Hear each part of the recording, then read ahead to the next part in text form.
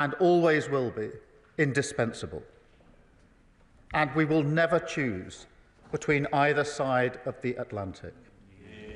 In fact, Mr. Speaker, if anything, the past week has shown that that idea is totally unserious. Because while some people may enjoy the simplicity of taking a side, this week has shown with total clarity that the US is vital in securing the peace we all want to see in Ukraine. So I welcome the opportunity for a new economic deal with the US, confirmed by the President last week, because it's an opportunity I'm determined to pursue. I welcome the positive discussions we had on European security, including his clear support for Article 5 of NATO. I welcome the understanding from our dialogue that our two nations will work together on security arrangements for a lasting peace in Ukraine. I also welcome the President's continued commitment to that peace, which nobody in this House should doubt for a second is sincere. Mr. Speaker, I now turn to the events of this weekend and the moving scenes that greeted President Zelensky as he arrived in London on Saturday. Mr. Speaker, I saw for myself he was taken aback when the crowd in Whitehall cheered at the top of their voices, and they were speaking for the whole of our country. A reminder that this government, this House and this nation stand in unwavering support behind him and the people of Ukraine. Mr. Speaker, we resolved together to move forward the strong cause of just and lasting peace in Ukraine. And then on Sunday, I hosted European leaders from across our continent, equally committed to this cause, including President Macron, Prime Minister Meloni, the leaders of NATO, the European Commission and Council, and the Prime Minister of Canada, a vital ally of this country, the Commonwealth and Ukraine, responsible for training over 40,000 Ukrainian troops. I also had the privilege beforehand of speaking online to the leaders of Estonia, Lithuania and Latvia, each of whom, as close as they are to the front line with Russia, stressed the urgency of the moment. And, Mr. Speaker, it was a productive summit. Together we agreed a clear strategy that the United Kingdom, France and our allies will work closely with Ukraine on a plan to stop the fighting, which we will then discuss directly with the United States. It's a plan that has 4 clear principles, which I'll now share in full with the House. First, that we must keep the military aid to Ukraine flowing, keep increasing the economic pressure on Russia, and to that end, alongside our partnership on air defence, we're doubling down on military aid. Already this year, we've taken our support to record levels. But on Saturday, we also agreed a new £2.2 billion loan for Ukraine, backed not by the British taxpayer, but by the profits from frozen Russian assets. Second, Mr. Speaker, we agreed that any lasting peace must guarantee the sovereignty and security of Ukraine, and that Ukraine must be at the table when negotiating their future. That is absolutely vital. Third, we agreed that in the event of a peace deal, we will continue to boost Ukraine's defences and Ukraine's deterrence. And finally, fourth, we agreed to develop a coalition of the willing, ready to defend a deal in Ukraine and guarantee the peace. Mr. Speaker, after all, the Ukrainian position is completely understandable. For them, the war did not begin 3 years ago. That was merely the latest and most brutal escalation. They have signed agreements with Putin before. They've experienced the nature of his diplomacy and the calibre of his word. We cannot accept a weak deal like Minsk again. No, we must proceed with strength, and that does now require urgently a coalition of the willing. Mr. Speaker, we agreed on Sunday that those willing to play a role in this will intensify planning now. And as this House would expect, Britain will play a leading role with, if necessary, and together with others, boots on the ground and planes in the air. Mr. Speaker, it is right that Europe do the heavy lifting to support peace on our continent. But to succeed, this effort must also have strong US backing. I want to assure this House I take none of this lightly. I've visited British troops in Estonia, and no aspect of my role weighs more heavily than the deployment of British troops in the service of defence and security in Europe. And yet I do feel very strongly that the future of Ukraine is vital for our national security. Russia is a menace in our waters and skies. They've launched cyber attacks on our NHS, assassination attempts in our streets. In this House, we stand by Ukraine because it's the right thing to do. But we also stand by them because it's in our interest to do so. Because if we do not achieve a lasting peace, then the instability and insecurity that has hit the living standards of working people in Britain, that will only get worse. And Putin's appetite for conflict and chaos, that will only grow. So a strong peace, a just peace, a lasting peace, that has now to be our goal. It is vital, it is in our interests, and its pursuit, Britain will lead from the front for the security of our continent, the security of our country, and the security of the British people. We must now win the peace. And I commend this statement to the House. I come to the Leader of the Opposition, Kemi Bedrock. Mr. Speaker, I thank the Prime Minister for advance sight of his statement and also for our conversation earlier today. The United Kingdom is a free, democratic and sovereign country. We recognise that Ukraine is fighting for her survival and fighting to have the same freedom, democracy and sovereignty which all of us here enjoy. That is why both the opposition and the government are fully committed to supporting Ukraine and President Zelensky. I was also glad to see His Majesty the King welcome President Zelensky at Sandringham. As I said at the weekend, President Zelensky is a hero. He is a symbol of the bravery of the Ukrainian people. There are, of course, many areas where the Prime Minister and I disagree, but now is the time for us to discuss where we do agree. I welcome all of his actions this weekend to convene European leaders, as well as the focus on economic security using UK export finance to support British jobs.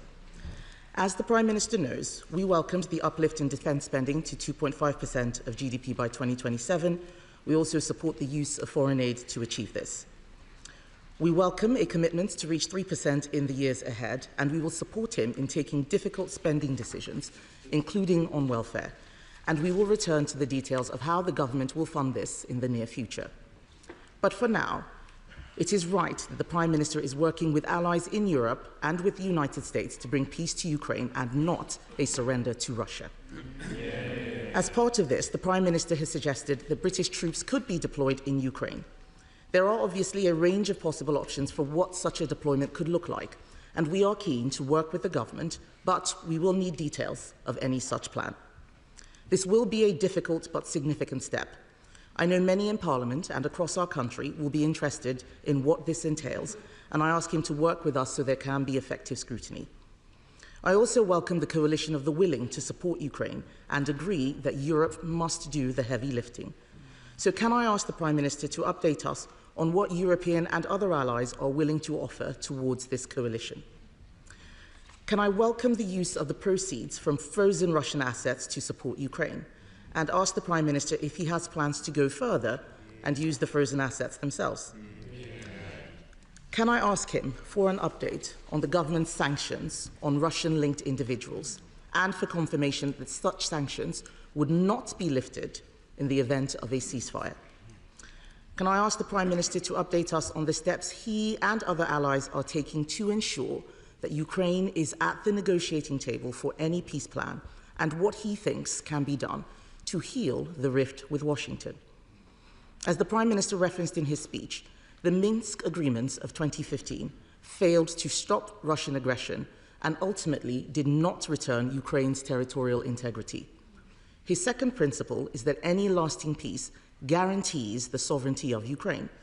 So can I finally ask how the Prime Minister will work to ensure we avoid a repeat of the Minsk agreements, and how we can ensure that any peace fully protects Ukrainian sovereignty?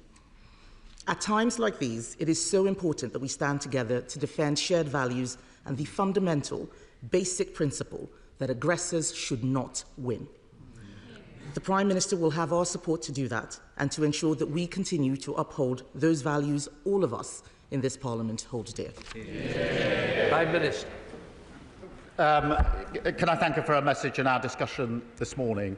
And can I thank the Leader of the Opposition for her support for the measures that we are taking? It matters across this House that we are united on this issue. It matters to the Ukrainians and to President Zelensky. And I can tell you that he was moved by the reception that he got in our country on Saturday. And I can tell you I felt very proud to be British on Saturday when our country spoke with one voice, and she reflects that with the unity across the House, and I do thank her for it. She asks about the details of any deployment. We will, of course, put details before the House when we get to that stage, if we get to that stage. And as I mentioned to her this morning in our phone call, I will make sure that she gets whatever briefings she needs to be able to look at the detail before it's put before the House, so she's fully informed. On the question of other allies, we had a long meeting yesterday with a number of allies. My strong view is that we have to move forward, we have to lead from the front, and therefore we need a coalition of the willing, because otherwise we will move at the speed of the most reluctant, and that will be too slow. A number of countries and allies indicated their support. They will set that out in due course. I won't pretend that every country is in the same place on this issue. That is why I and others took the view that we should take a leading position and move forward. But I will give further details as they become available. On the question of the frozen assets themselves, obviously the proceeds, the profits, are being used in the way that the House understands in accordance with the statement I just made. On the assets themselves, it is a very complicated issue, not straightforward, but I do think that we need to do and are doing more work to look at what are the possibilities, at least, along with other countries, but I'm not going to pretend that this is simple or straightforward. On the sanctions, we introduced the heaviest sanctions last week that we've put in place, and she is quite right. They must not be lifted just because there's a cessation in the fighting. They must be kept in place as a vital part of our armoury, something which didn't happen with Minsk, and she's quite right to say that we have to avoid the mistakes of the past, which is why a security guarantee is so important, a guarantee that we should lead, but needs US backing if it's to act as a proper guarantee. And of course she's right to say Ukraine must be at the table in any discussions about the future of Ukraine, and I think that's a common position across the House. Thank you. The Foreign Affairs Select Committee, Emily Thornberry. Dame Emily Thornberry. Very much, Mr. Speaker. We all watched with alarm and distress the scenes from the White House on Friday, but equally were, across the country, extremely grateful that we had a Prime Minister who had such a pitch-perfect response at the weekend. And as he works towards a just peace for Ukraine, he has the support of the whole country in doing so. But here is the question. The Prime Minister said on Laura Kuenssberg on Sunday that following the cuts to the aid budget, that he would go through line by line to ensure that the priorities of Ukraine, Sudan and Gaza were all prioritised in a lasting peace. The difficulty is that after refugee costs, admin costs, the department's commitments and things like the World Bank and the UN are taken into account, it's hard to believe that there will be enough left in the budget to provide meaningful humanitarian support in these priority areas. So does the Prime Minister understand the concern of so many that these cuts could in fact, in the long term, hobble the very leadership that the Prime Minister has shown this weekend and that he has finally given the world some hope? Well, I thank her for her question, and it's a very important issue. What I did last week was to announce the biggest sustained increase in defence spending since the Cold War, and the circumstances and the context require it. And that decision had to be made, and I was determined that it would be fully funded so the House could see where the money would come from. On the question of overseas aid, I am committed to it. What we will now do is go through line by line the funding and look at our priorities. Of course, Ukraine, Sudan, Gaza are right up there in our priorities. But I also want to work with others and across the House, if we can, at other ways of raising money and finance for development and aid overseas. I saw the President of the World Bank on Friday to have that very discussion and want to have that and mentioned it in my discussions with other countries this weekend, many of whom want to join in attempts to find other ways to leverage money, particularly from the private sector, where states can't do it in the way they might want to just at the moment, and that's the approach that we will take. Leader of the Liberal Democrats, Sir Ed Davey. Mr. Speaker, I'd like to thank the Prime Minister for advance sight of his statement. We were all horrified by Friday's scenes in the Oval Office. President Trump's attack on the brave and dignified President Zelensky left everyone shocked and appalled, except, it seems, the honourable member for Clacton. Nobody else watching those scenes could fail to understand that we've entered a new era, one where the United States prefers to align itself with tyrants like Putin rather than its democratic partners. On these benches, we've supported the Prime Minister's actions and leadership. Britain leading the world, as we have so many times in the past, bringing together Europe and Canada in London to work towards a just peace that guarantees Ukraine's sovereignty and security. But, Mr. Speaker, we need to reduce our dependency on the United States. Because I say with deep regret, I fear that President Trump is not a reliable ally with respect to Russia. And with that regard, did the Prime Minister discuss with our European allies our proposals for a new rearmament bank and for seizing the tens of billions of pounds worth of Russian assets to support Ukraine? And in his conversations with the Canadian Prime Minister, was he clear that we stand with our Commonwealth ally in the face of President Trump's threats? Mr. Speaker, many of us were confused by Lord Mandelson's comments yesterday. So can the Prime Minister confirm that they do not represent government policy? And does he agree that the British ambassador should not be freelancing on American TV? Mr. Speaker, the Prime Minister will have our support if the UK continues to lead with our European and Commonwealth allies for Ukraine's defence and our collective security. I thank him for his question, and he talks about the scene on Friday afternoon. Nobody wants to see that. My response was to recognise the urgency of the need to repair the breach, which is why I spoke to President Trump and President Zelensky on Friday night and again on Saturday night, and are continuing in that work, because for me the single most important thing is lasting peace in Europe and Ukraine, and nothing is going to deter me from that or lose my focus on that. On the dependency on the US, I don't agree with him.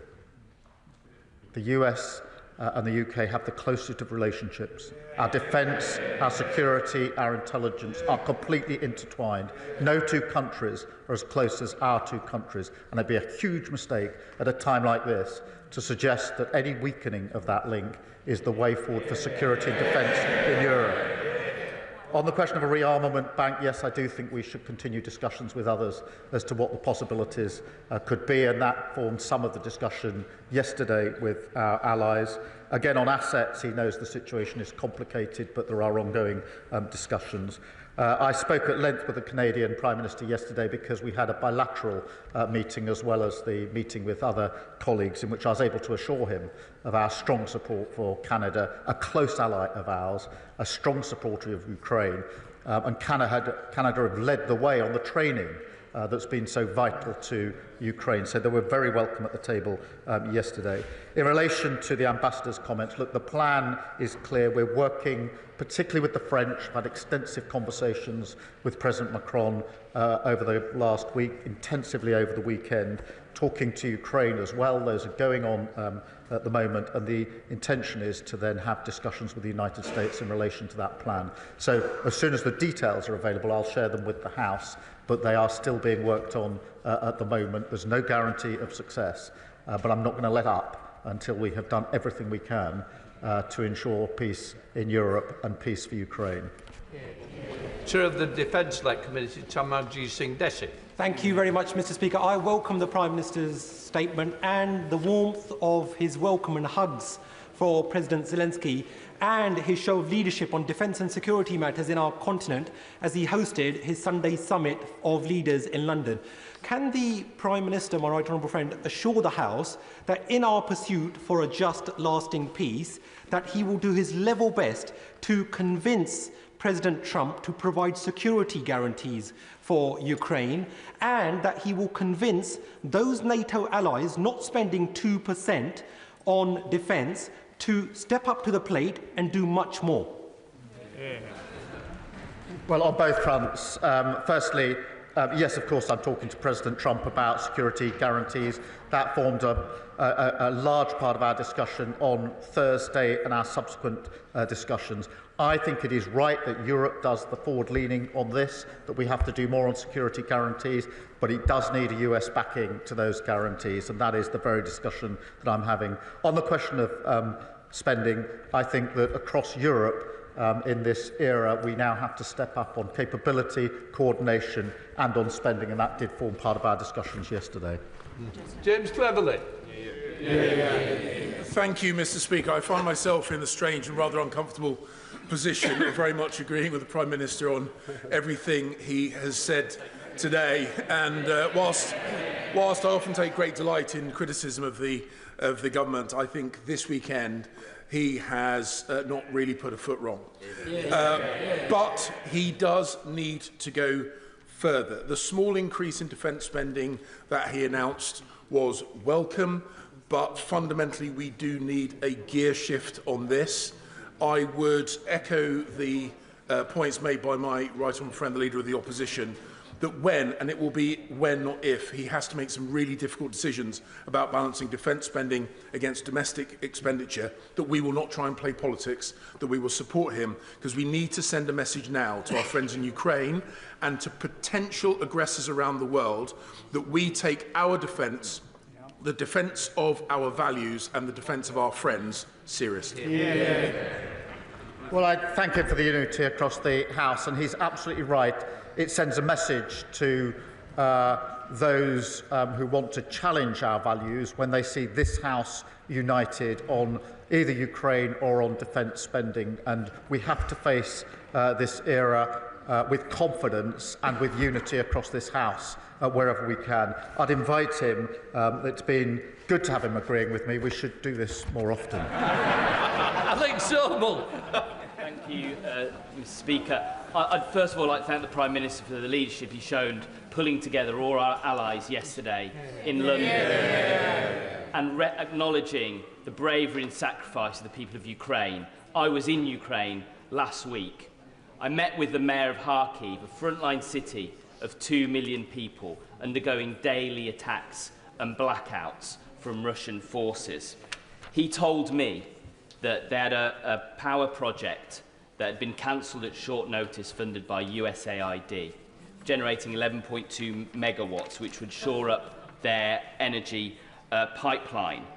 Now, where others have stepped back, will we step forward and support projects like that, either from Russian assets or our own aid budget? Well, the whole power supply is hugely important in Ukraine.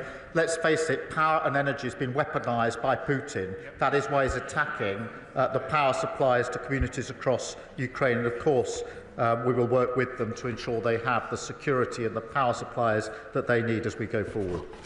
Fellow of the House, Edward Lee. Our enemies should know that our Prime Minister has 100% support from us. I noticed in Moscow they're referring to the small size of the British Army. Perhaps the Prime Minister could remind them of what the Kaiser said in 1914 about the contemptible little British Army. And will he tell the President Putin and other tyrants that our army, the most professional in the world, is quite capable of giving as good as it gets? But to continue the historical illusion, as in 1939, if we do stand up to the mark with the French, it's best to have a security guarantee from the Americans. Well, I thank him for his unity, because that is really important. And I think I speak for the whole House in saying we're very proud of our armed forces in everything that they do. They're at the leading edge. They're playing a key part in Ukraine, and they will continue to play a key part in the security and defence of Europe. Dr. Rosanna Allen-Carr. Oh, thank you very much, Mr. Speaker. Can I congratulate the Prime Minister on bringing European leaders together at the weekend and for setting the record straight with JD Vance on the issue of free speech. President Zelensky is resilient and brave, just like the nation that he represents. And in the second week of the war, when I went to Ukraine with my medical team, we could see firsthand that there was absolutely nothing that the Russians will not do. So can the Prime Minister promise that our support will not waver, and he will continue working closely with our European allies to make sure that we bring about peace in Ukraine? I can give her that assurance. We will not waver. We will work with our allies. Madeira Wilson. Thank you very much, Mr. Speaker.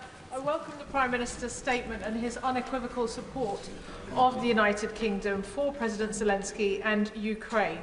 But in view of his cuts to the aid budget, but also with the eyes of the world focused on Zelensky, Ukraine and Russia, could he please reassure the House that he will not forget about the Middle East, and in particular the decision by Netanyahu's government to block aid to Israel, and what representations is he making on behalf of the government to reverse that? It's a breach of international law. Well, let me be really clear. The decision to block aid into Gaza is completely wrong and should not be supported in this House. On the contrary, what we need is more aid going into Gaza, desperately needed aid at speed and at volume, and we're making those representations. Cat Smith. Speaker, can I congratulate the Prime Minister on his strong leadership in his response to the fast-moving events of the weekend, and ask whether or not he will recommit to increasing international aid spending to 0.7% when the fiscal circumstances allow? Yes, I do want to restore aid and development funding as soon as fiscal events allow. It's a principle I believe in. I'm proud of what we've done. In the meantime, I want to explore with others what other levers we can have to increase aid and development without necessarily increasing the spend within the government budget. Stephen Flynn. Speaker, there are many issues on which the Prime Minister and I will passionately disagree, but when it comes to the security of Ukraine and support for President Zelensky, we are of course united. And I too would wish to commend the Prime Minister on his announcement yesterday, and indeed his leadership in the summit with our European allies and indeed our Canadian allies too. Unfortunately, this afternoon it's been reported that President Trump is set to meet with American aides to discuss withdrawing military aid to Ukraine. Are these reports something that the Prime Minister recognises, and if so, what impact will that have upon the timetable he and President Macron are currently working to? I haven't seen reports of the US withdrawing support for Ukraine, and as I understand, that is not their position. I thank him for his support on this issue, although I was somewhat concerned that the SNP is continuing its suggestion that now is the time to abandon the nuclear deterrent. if ever there was a time to reaffirm support for the nuclear deterrent, it is now. We mustn't reduce our security and defence. I think it is a completely wrong-headed decision they should reconsider. Mr. Speaker. Again, the actions of the Prime Minister this week demonstrated why UK leadership in defence and security on Ukraine is crucial. I also agree with the Prime Minister that it's important to strengthen our relationship with the US. But can I ask him, in the coming months, will he consider whether we should be bringing forward a proposal to hit 3% spend before the next election? We need to do what it takes. I set out our position last week, which is 2.5 by 2027 and 3% in the next Parliament as fiscal as fiscal circumstances allow. Andrew Mitchell. Mr. Speaker, the Prime Minister should surely be commended both for the meetings he held in the White House last week and for the effective leadership which he has shown over the weekend. Will he bear in mind, as he seeks to forge this coalition of the willing with urgency and vigour, that the GDP of Russia is some $2 trillion. The GDP of the 6 European members of NATO, most committed, is more than 7 times that, at $15 trillion. And that should surely add to the effectiveness of the deterrent and the work that he's now doing with European allies. I thank him for raising this point.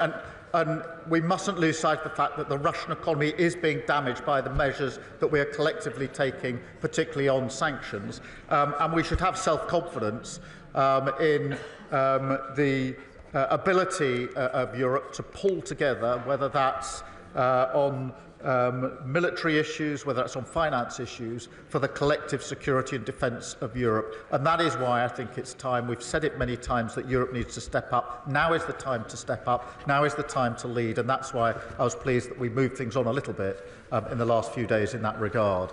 Emma Loma. Thank you very much, Mr. Speaker. And I thank the Prime Minister for his statement today and his continued strong leadership.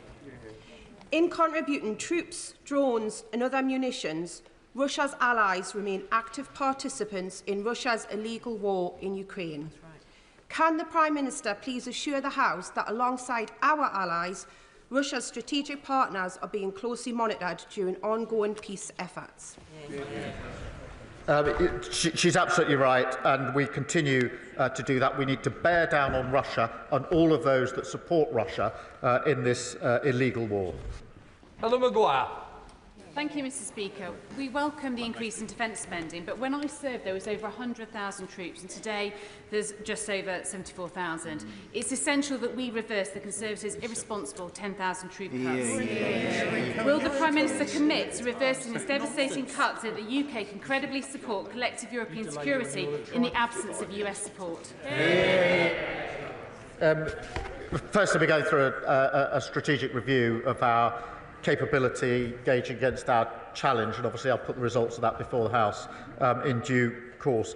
I would just caution against perhaps the suggestion, if I got it right in the second hand of her question, that somehow we should take this as a moment to go it alone without the US. I fundamentally disagree with that. I think it would be the wrong. We've never chosen that course in our history. We shouldn't choose it now. Joyce Fenton-Glenn. Thank you, Mr. Speaker. I thank the Prime Minister for his statement today and his diplomatic efforts to restore our international reputation since taking office. But can my right honourable friend confirm the basic principle that no decision can be made about the future of Ukraine without their elected leadership in negotiations, and that any ceasefire must be adhered to by Russian aggressors and not just the Ukrainians? I agree on both propositions. Ukraine needs to be at the table. There have to be security guarantees, because we know from history that Putin does not honour agreements that don't have security guarantees. That's precisely why we need one. Tom Tugendhat. Thank you, Mr. Speaker. May I join those echoing the call to thank the Prime Minister for his leadership over these recent days. He has definitely spoken for Britain when he's spoken on the world stage. May I ask him to join me in thanking those parliamentary staffers who, while he was doing that, were driving aid to Ukraine. And may I ask him, he's brought together, quite rightly, a coalition of European and NATO partners. Is he working on those further afield? As he knows very well, Australia has already donated Bushmasters, and many are concerned about Iran's support for the Russians through their Shahed drone programme. Is he reaching out to the Middle Eastern allies as well? Can I first thank the parliamentary staffers who've done such significant and important work. On his important question about reaching out beyond Europe, I agree with him. We are doing that. This needs to be as broad a coalition as we can put together with different capabilities, each country making whichever contribution is the most significant from their point of view. And I thank him for his support and over the weekend. Very good. The Prime Minister deserves plaudits for the skillful way in which he has handled his visit to Washington last week, as he does for the resolve that he's shown to stand against Russia's illegal invasion of the sovereign state of Ukraine. Surely, though, this was a moment to accept that the post-war international settlement has now been fractured, and that the necessary rise in defence spending should be achieved by changing the fiscal rules, not by cuts to international aid, which will only see more people slain by famine, drought, disaster and war. The reason that we will not change the fiscal rules is that we need economic stability.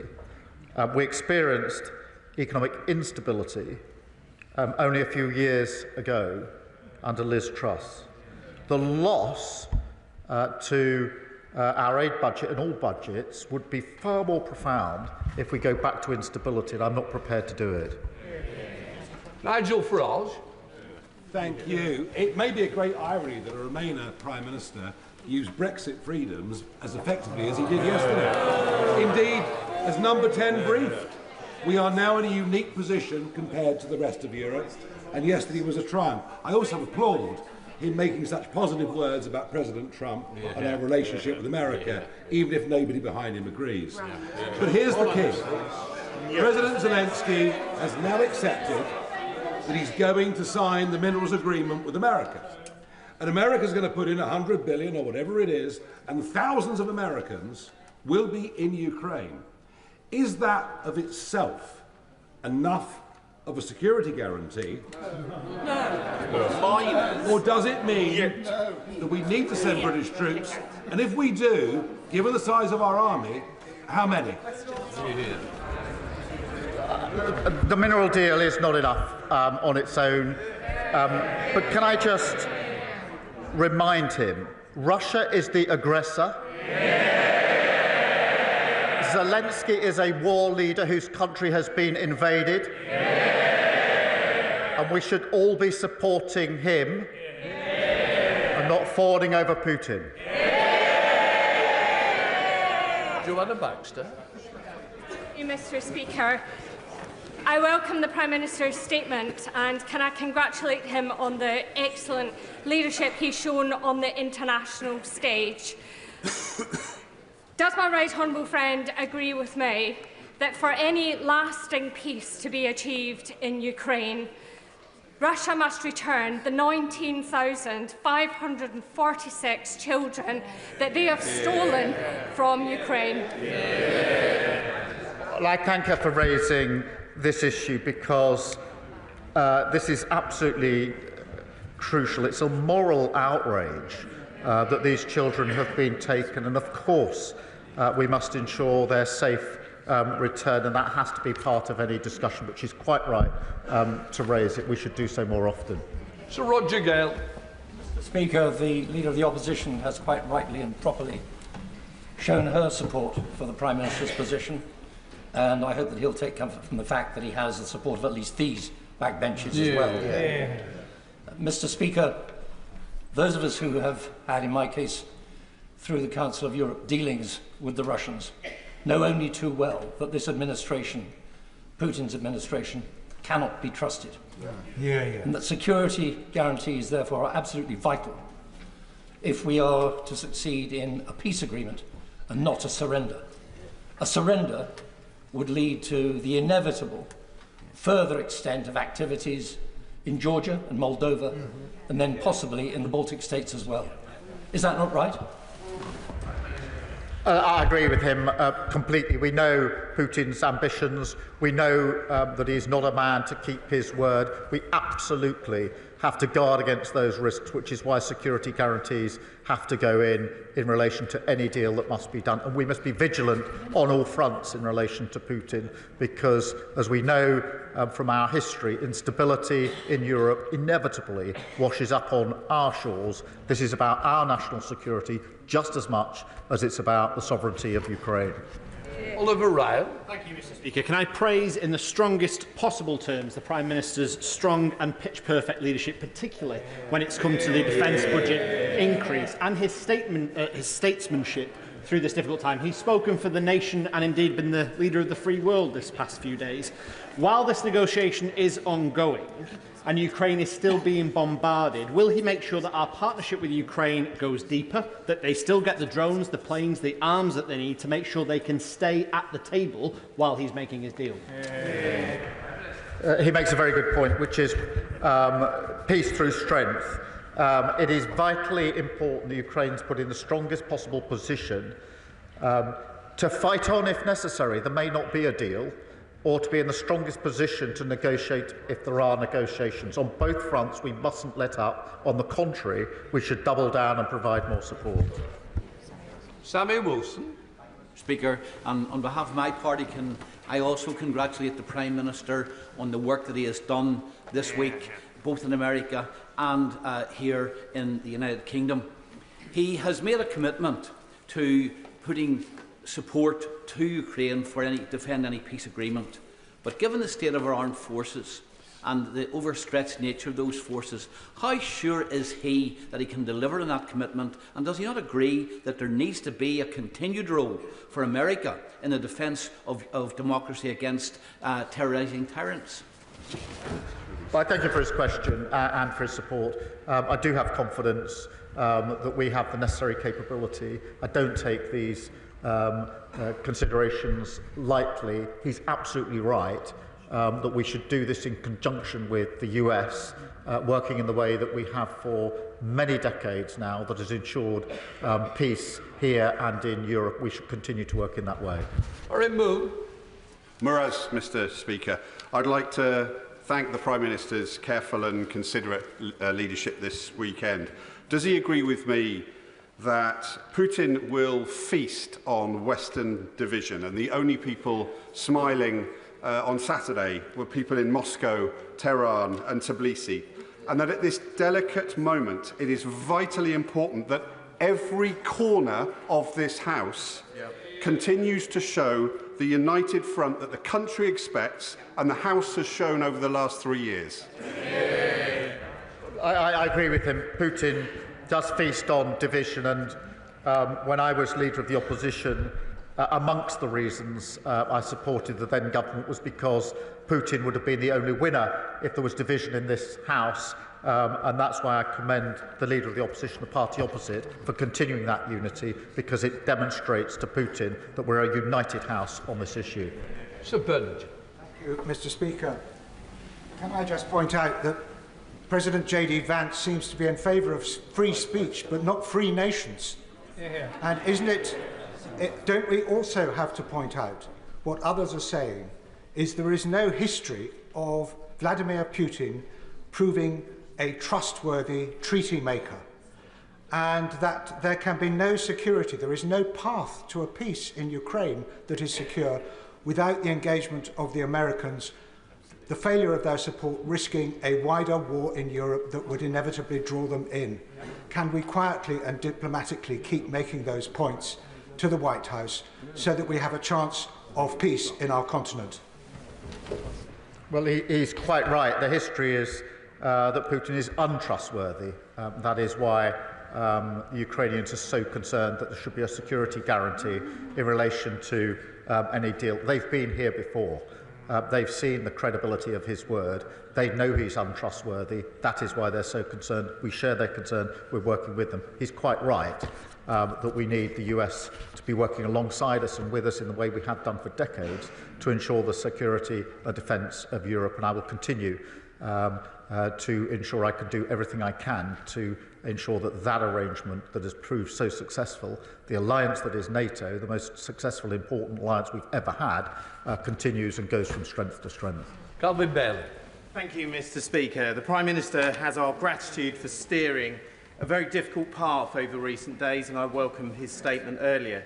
Defence is a vehicle for social mobility, career security and opportunity for our young people, as it has been for me, and defence has deep historical links with Londoners, the Gunners, Hammers and Leyton Orients. But many Londoners are not actively engaged by defence at present. Would the Prime Minister agree with me that we must engage every part of our country, not only with the serious challenge we face, but with the opportunities too? I do think this needs to be a whole-nation approach, including young people. This morning, we had a number of small businesses in the defence sector with apprentices, with young people, who explained to me why they wanted to work in the defence sector, and that was not only the secure, well-paid, skilled job that they would get, but also the pride that they would feel in working in defence and security of their country. Leila Brown. Following that question before me, actually the opportunities are not just for defence, they're also for the NHS.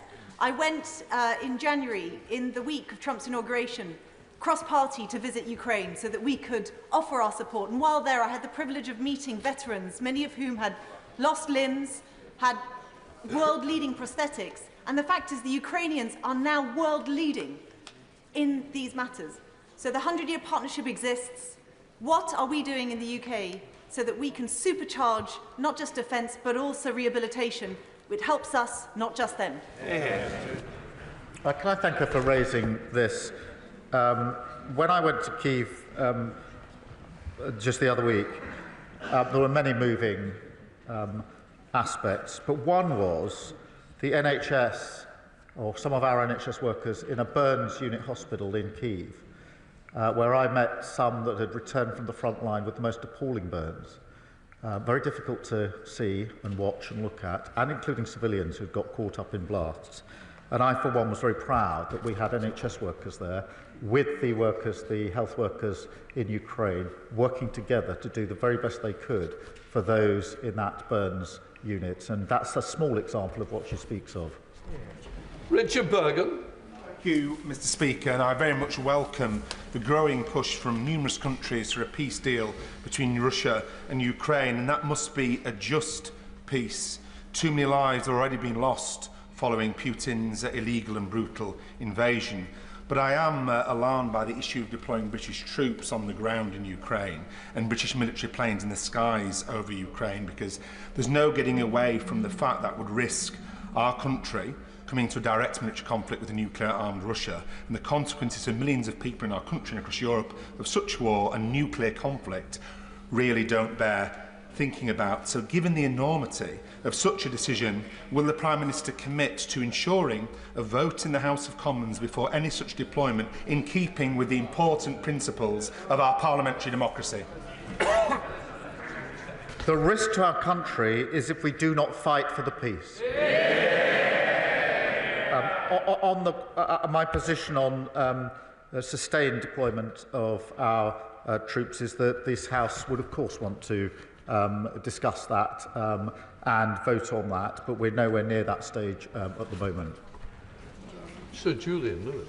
Thank you, Mr. Speaker. The Prime Minister's very capable defence ministerial team will have told him that even were he to be able to accelerate investment and expenditure on defence more rapidly than has already been outlined, there would be a considerable time lag, given the complexity of modern equipment, before industrial output could be ramped up.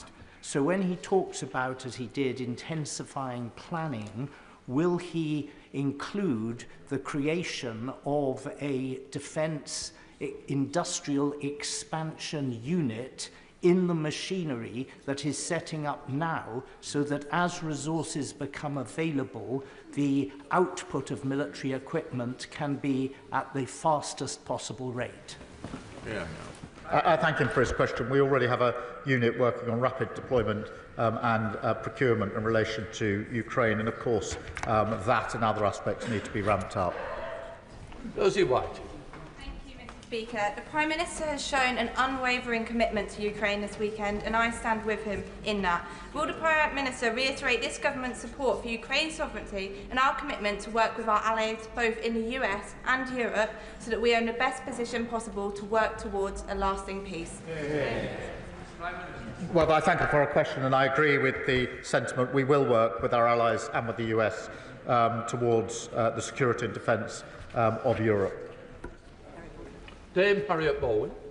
Thank you, Mr. Speaker. And can I thank the Prime Minister for his statement, but also for the hard yards that he is putting in at the moment for our national security.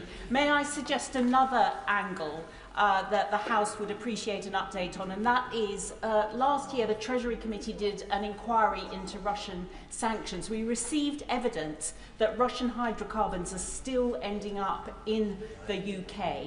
So could he explore the idea of improving our national security by making sure that the oil and gas that we consume in this country comes predominantly from this country? She's right, and our energy independence is hugely important, and I think the last 3 years have shown that we're far too exposed. And on the question of the sanctions and hydrocarbons, obviously we'll look closely at it. Louise Jones. The beautiful weather at the weekend brought with it the promise of spring and hope, and I hope the PM got at least 2 minutes outside to enjoy it. But I'm afraid the same weather in Ukraine would be greeted with dread by the soldiers on the front line, who know that the improving weather will bring an intensification of war. Will the Prime Minister commit to ensure that the SDR takes into account his commitments, so that we can ensure that there is an excellent security guarantee that ensures that Ukraine can once again greet the spring with hope? Well, she's right about the impact of the weather on the conflict in Ukraine. I have to say I'm always struck by the resilience of the Ukrainians, both on the front line but within their civilian population. After 3 years of long conflict, their resilience is humbling. Adrian Ramsey. Thank you, Madam Deputy Speaker. On behalf of the Green Party, can I welcome the Prime Minister's strong support for Ukraine, his work for peace, and his commitment that there should be no decisions about Ukraine without Ukraine. But given the scenes that we saw in the Oval Office on Friday, which people across the country will be aghast at, given the bullying tactics of President Trump and the fact that Trump clearly views this as a business opportunity, how will the Prime Minister ensure that the interests of Ukraine remain front and centre of the peace deals? By picking up the phone to President Trump and President Zelensky and making sure that we can focus on what matters most, which is lasting peace in Ukraine. Nishaba Khan. Thank you, Madam Deputy Speaker. The Prime Minister rightly reaffirms our commitment to our national security. And while it is regrettable that the foreign aid and the soft power that goes with it will for a time being see a reduction, does the Prime Minister agree that without the necessary hard power to back what we say on the world stage, the impact of our international aid would be diminished in any case? And can he outline how increased investment in defence strengthens both our armed forces and our ability to support Ukraine effectively? Well, I agree with her on the points she makes, in particular our ability to support Ukraine in a number of different ways, but it is important we take these steps. Jeremy Hunt. Thank you, Madam President. I also strongly support the considered approach the Prime Minister is taking to dealing with a powerful US President with whom we might not always agree, but with whom we can and must work very closely. Does he agree that one of the best ways we could persuade the US that any security backstop is temporary is not just for us to ramp up defence spending, but for European NATO countries to agree to a new 3% target within a specified time period, a new target that would show him that it wouldn't be ever? And has he had any discussions with Secretary-General Rutte along those lines? Well, can I thank him for his support? I really do appreciate it. On the question of European defence spend, yes, we do need to ramp up, and that is the discussion that's going on at the moment. And I am in near constant discussion with Mark Rutte at NATO on this issue and many others, as he will appreciate over the last few days. Jonathan Brash. Thank you, Madam Deputy Speaker. Can I thank the Prime Minister for his leadership over the last week?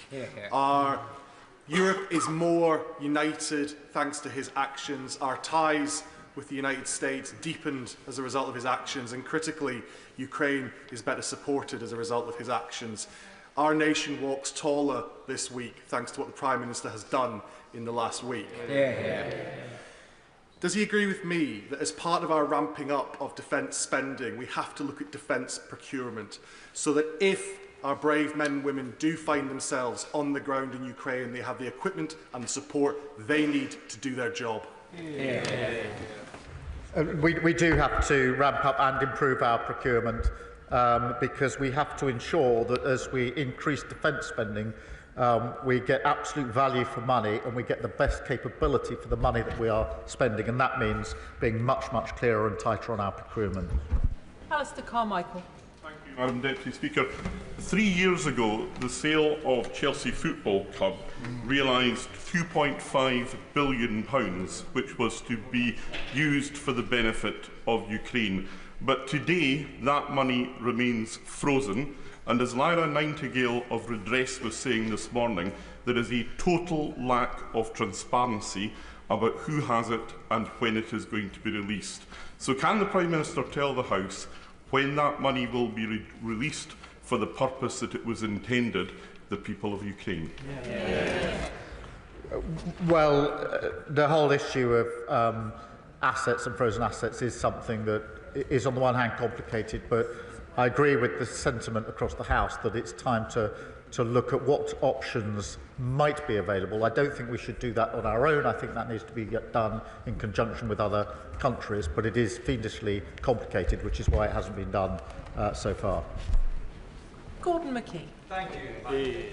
Not for a long time has a British Prime Minister been so important on the world stage, and the Prime Minister rightly deserves the support of the whole House for that. Now, to protect our security, we've got to make use of our incredible technology, but often government procurement doesn't work for rapidly growing start-ups. So can the Prime Minister tell me, will the Defence Industrial Review look at how we improve procurement so that we can make our technological advantage count? Yes, we will. And today we announced a new unit and targets for small and medium enterprises, and I was very pleased to be able to welcome some of them to Downing Street earlier on today. Andrew Murison. Madam Deputy Speaker, I have the honour and privilege of representing a very large number of servicemen and servicewomen and their families, and they will be looking at this very anxiously indeed. Whilst they always stand ready to do their duty, would the Prime Minister agree with me that it would be utter folly if the United Kingdom or France or Norway or Canada sent their sons and daughters into harm's way without all necessary security guarantees from the United States?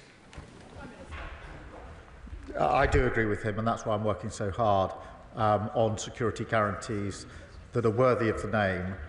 That is forward-leaning European element, but with a US backstop, US backing, which is vital if it's to act as a guarantee.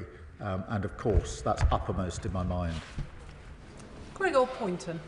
Madam Deputy Speaker, I'd like to thank the Prime Minister for his statement and the leadership he's showing at this moment of uncertainty. I think the quality of the contributions from right across the House today is on this Parliament and this country rising to meet the moment. That's why it was so disappointing, but perhaps not surprising, the Westminster leader of the SNP chose this weekend to make such juvenile and childish statements.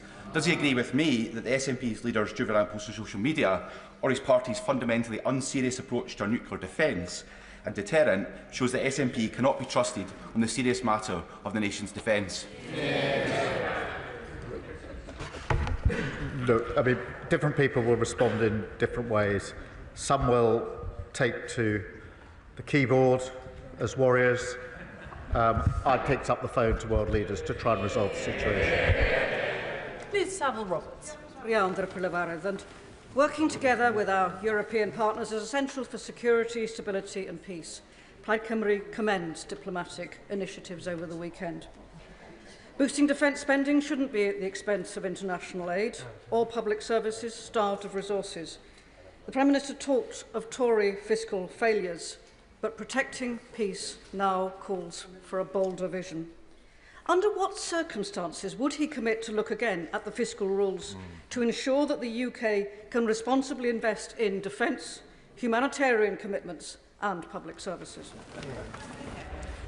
I thank her for her question. I do understand her concern. As I explained to the House last week, this was not a decision I wanted to take, but the defence and security of Europe required us to take the decision on defence.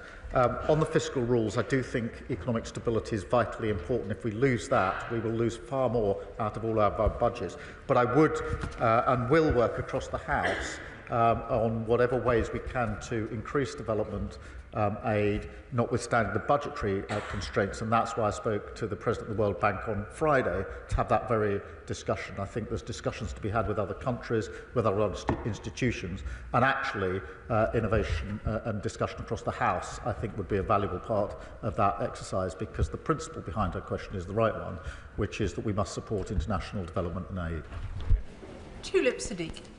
Madam Deputy Speaker, my constituency of Hampstead and Highgate has welcomed hundreds of Ukrainian refugees into their community, and I'd like to pass on their thanks to the Prime Minister for the strong leadership that he's shown over the last few weeks. The majority of these Ukrainians want to go back to their houses when it's safe to do so in their country, but a small minority of young Ukrainian refugees have approached me to say that they've laid down roots here, built careers here and started relationships here, but have no route to settled status. So could I ask the Prime Minister what consideration he's given to the lives of these young Ukrainians who want to make London their permanent home?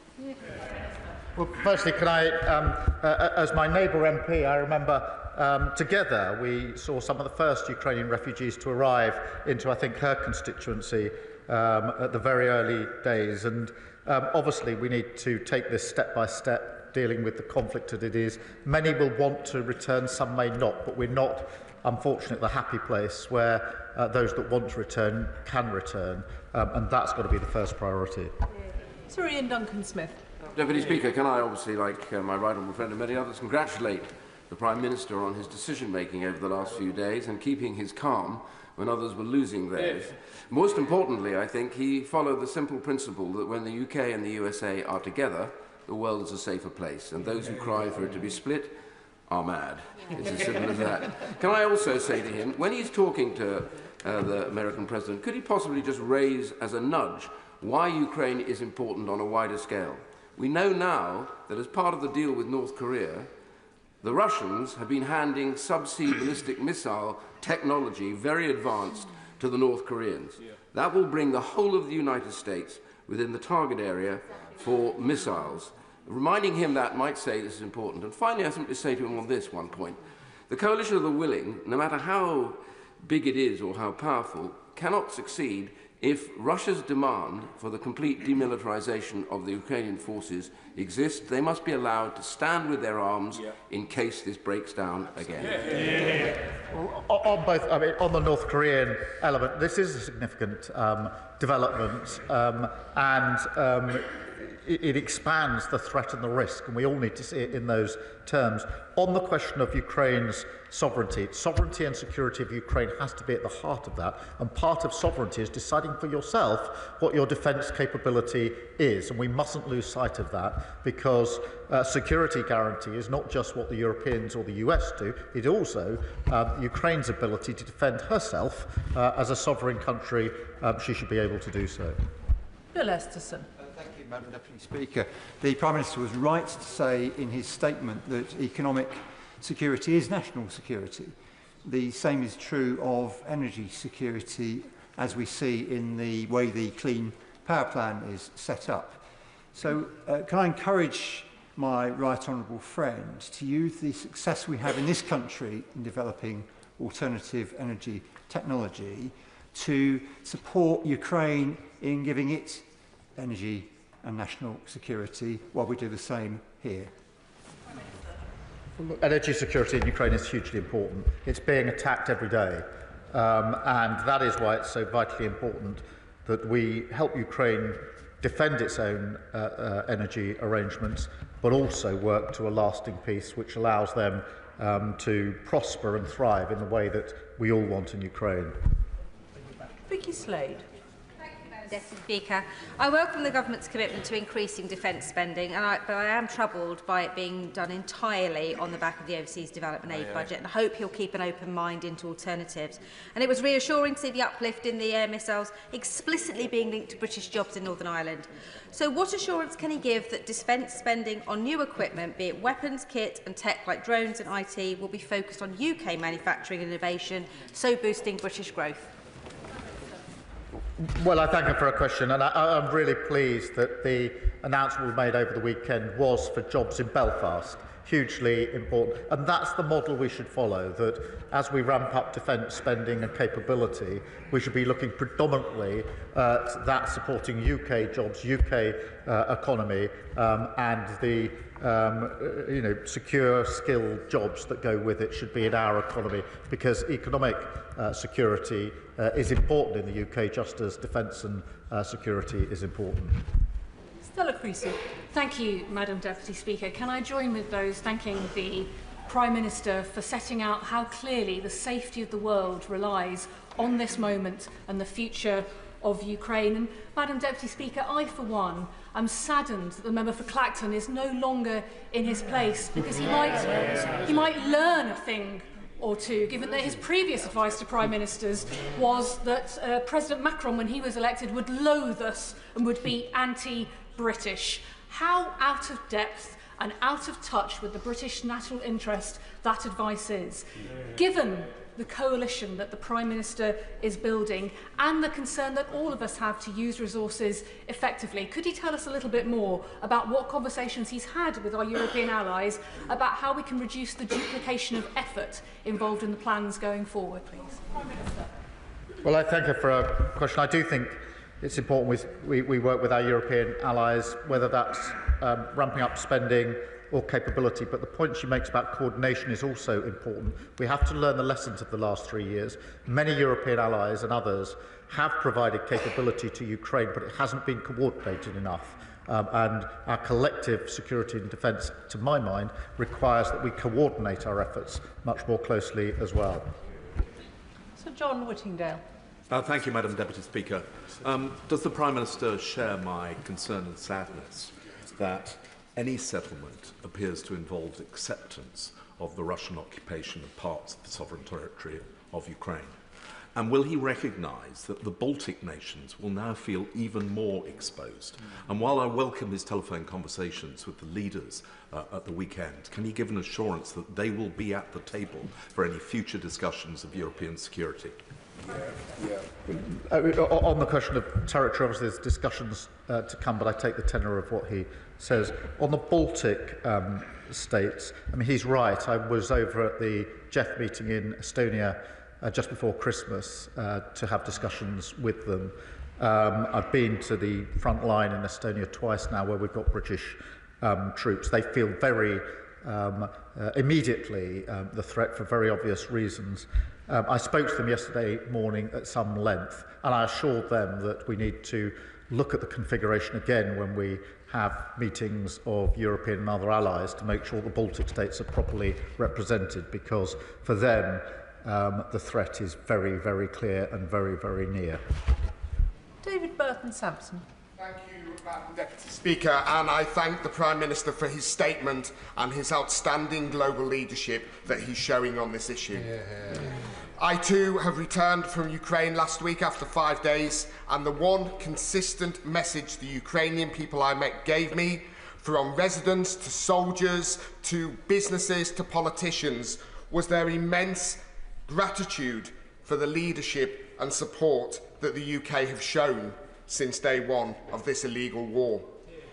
Does the Prime Minister agree with me that now is the time that we remain resolute as a House for the sake of the Ukrainian people and that our 100-year partnership between our two countries is now more important than ever. Yeah. The 100-year partnership signals the depth of our relationship. I too have heard those thanks for leadership, and I think it's right that I pay tribute to the party opposite for the leadership that they showed from the very beginning of this conflict, which I was able to follow as leader of the opposition. George Freeman. Thank you, Madam Deputy Speaker. Could I add my voice to those congratulating the Prime Minister on the way he's conducted the last week and the policy, which I think enjoys, if not unanimous, largely unanimous support in this House. I gently point out to the member for Clacton, our enemies watch this chamber, and speaking with one voice is very important, and I congratulate also the Leader of the Opposition. Does he agree with me that as well as willing the means, the ends, we need to will the means? And could I ask gently at what point he thinks, the Prime Minister thinks he'll be bringing forward a business plan, a proposal for how we fund what is likely to be 50, 60, possibly more, 70 billion over the next 5 to 10 years, so that our threat, our military threat, is credible, serious, and something we can actually afford?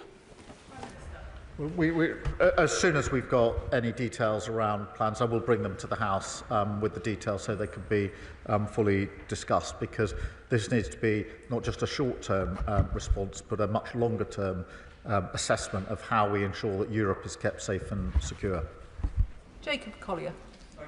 Deputy Speaker, can I thank the Prime Minister for his continued leadership on the world stage, and these past few days I've felt particularly proud to be British, so can I thank him for that. The government is rightly already using frozen Russian assets to fund Ukraine's defence and reconstruction, but can I ask the Prime Minister what further actions are being considered to ensure that Russia pays the full financial cost of its illegal invasion? Well, Russia's already paying the cost through the interest. We need to look at whether we can go further on that, but it is complicated and we have to act with others, and I'll see what progress we can make and let the House know if there is progress. Lee Dillon. Thank you, Madam Deputy Speaker. I too had the honour of being in Ukraine for the 3rd anniversary, and as other honourable members have said, whether it was communities, military personnel or Ukrainian politicians, the gratitude expressed to our nation to stand strong with the Ukrainians was clear to see. Before going to Ukraine, I held a round table in my constituency of Newbury, and Ukrainians who are here, Prime Minister, are clear on the thankfulness for being given safety, but also the need for the visa schemes to be amended so that children can finish their education and that they can meaningfully secure employment without having time-limited visas. So will the government review that to make sure that we stand with Ukrainians here in the UK as well as those in their home country? Well, we'll take the points you make into consideration. Obviously, the immediate situation confronting us is the question of how we settle the peace, but he's right to raise these other concerns. James Frith. Thank you, Madam Deputy Speaker. Can I add my voice to those around the country that have said how proud they are of our British Prime Minister and indeed how proud they are to be British. He has led from the front, and I hope very much in the years and months and the weeks to come, I should say, that he will hold that in mind and strengthen his resolve as we move forward. He has already made reference to one of the priorities that Stefan Harhe, the chair of Berry's Ukrainian Association, raised with me on the release of the 20,000 children who have been kidnapped, forcibly removed and forcibly placed into Russia. Will he commit to getting their release and updating the House on a frequent basis as to our achievements to this end? Thank you. Yes, of course, it's a really important issue and it shouldn't be overlooked as we discuss the very many issues here. This is a moral outrage, and I think I speak for the whole House in saying that. Graham Stewart. Madam Deputy Speaker, may I too congratulate the Prime Minister on his composure and leadership. But as his honourable friend, the member for Widnes and Halewood, said, we've got to ensure that we have the resources in place to tackle this. The whole of Western Europe is in the same position of being in a difficult financial position and a demographic position. So will he look again at finding the means to deliver our promises, because his leadership and his rhetoric has been fantastic. But going forward, we're going to need the hard power to back it up. He's right, and that's why the conversation over the weekend has been about the specific issue of a security guarantee in Ukraine, but also, and importantly, the wider issue as to how Europe steps up more generally in its own defence, in spending in capability and coordination. And that's an important part of the discussion. We shouldn't just focus on the question of the security guarantees. They're part of the argument, but they're not the whole argument. Alan Strickland. Thank you, Madam Deputy Speaker. And can I thank the Prime Minister in these incredibly difficult times for the strong leadership he is showing. Would he agree with me that one of the many things that's become clear in recent months is that the security of Britain rests on a secure Europe? A secure Europe relies on peace in Ukraine, and peace in Ukraine requires a unified stance against Russian aggression. So would the Prime Minister agree that as free peoples in the UK, Europe, America and our allies, we must stand firm, we must stand together, we must show that democracy will be defended and tyranny will not be tolerated? Prime Minister. Well, I agree with all of that, and I think the House agrees with it too. Jim Allister. Madam Deputy Speaker, can I note with great appreciation the order for Thalas in Belfast? Yes. With Europe collectively being a long way short of self-sufficiency in defence, and with Putin more than likely to seek to exploit that deficiency, do the security guarantees that are required from the US effectively equate to those that would arise under Article 5 of NATO? Is that the order of what we're talking about? Prime Minister. Look, NATO membership is a form of guarantee. Article 5 is a form of guarantee. I think there are different ways in which the guarantee can be put in place. But what is important is that they are effective and that those in Europe that are leading on this do it in conjunction with the US, so that Putin knows the severe risk that he takes if he breaches any deal that may be arrived at. Nadia Whittam. Thank you, Madam Deputy Speaker. I also want to commend the Prime Minister for the way that he received President Zelensky after the disgraceful bully boy tactics from President Trump and Vice President Vance, and for his continued support for Ukraine. As the Ukraine Solidarity Campaign highlighted, increased military spending overall is not necessarily the same as increased military aid to Ukraine. Can the Prime Minister set out how much of this increased military spending will specifically be used to re-equip Ukraine? And is he not concerned that cutting the international aid budget risks both increasing global instability and undermining support for Ukraine, both here at home and internationally? Prime Minister. Well, we're stepping up our support for Ukraine, both in military aid and in other ways.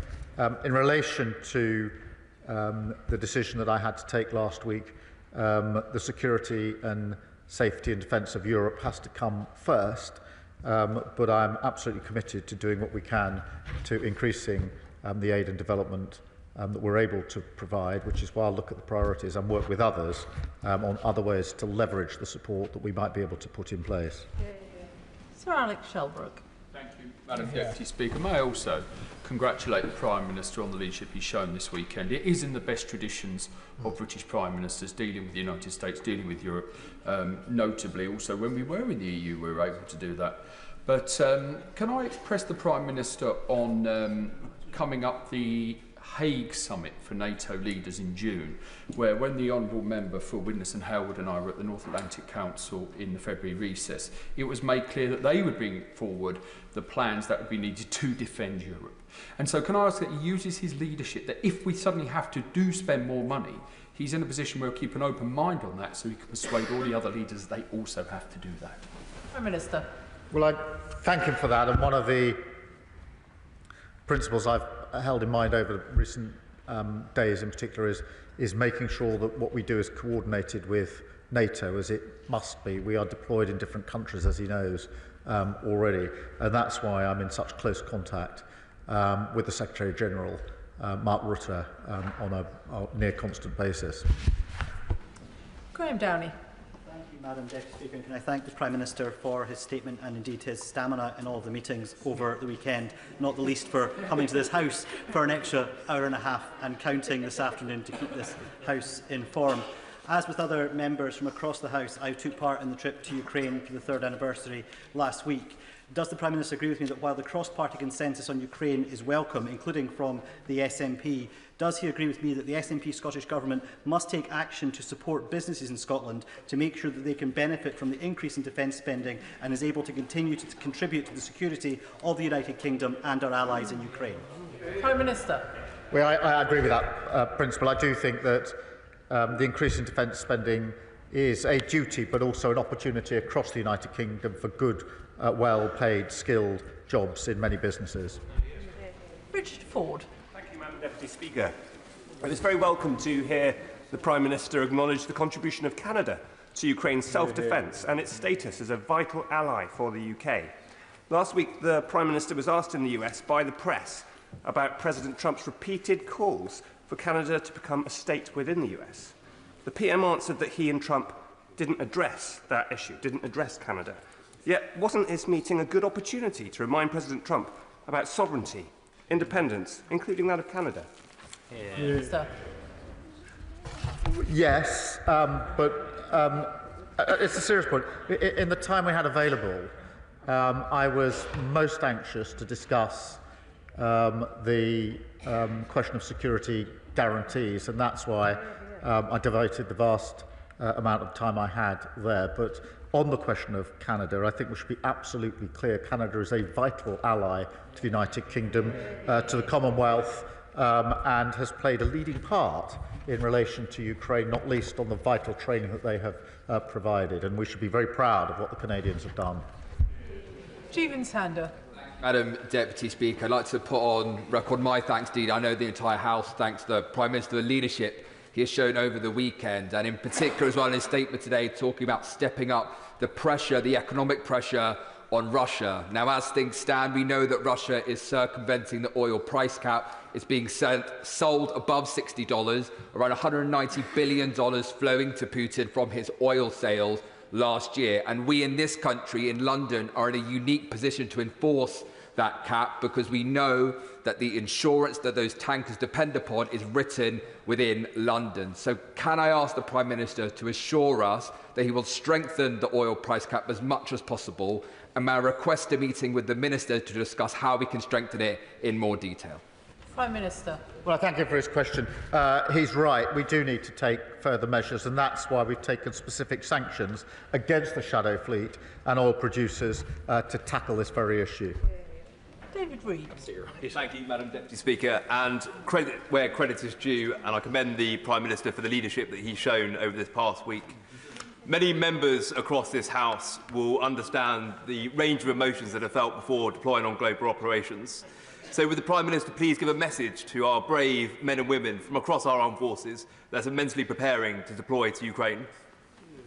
Prime Minister.